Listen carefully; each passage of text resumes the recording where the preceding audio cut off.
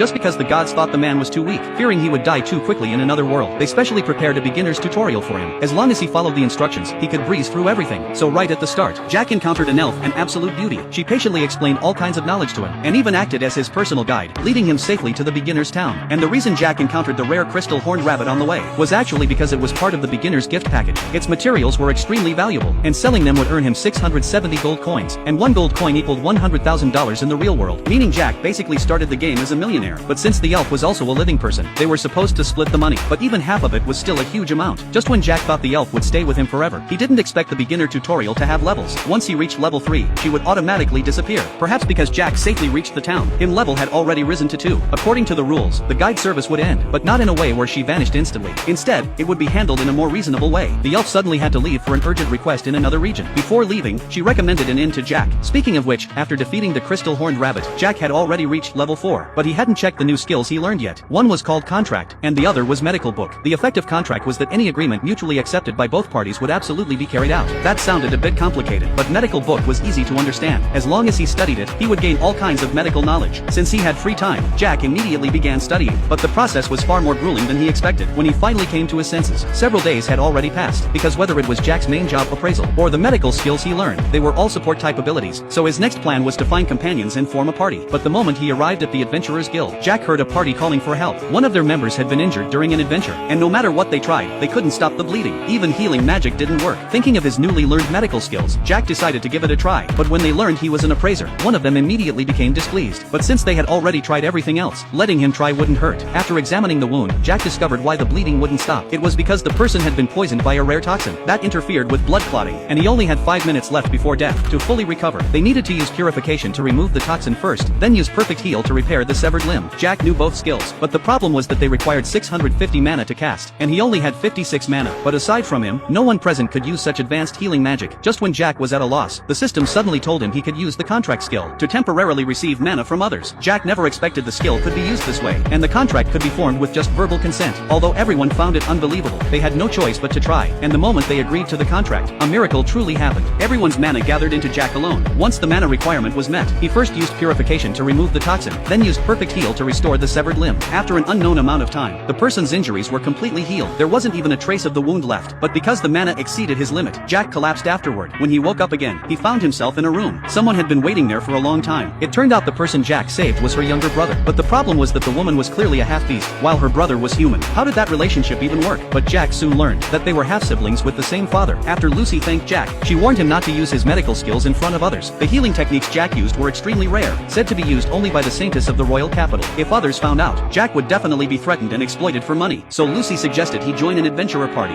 or buy slaves as guards. The former would take time, so the latter was clearly more suitable. Meanwhile, in a slave trading house, 安心しろ。近づく者は全員噛み殺してやる。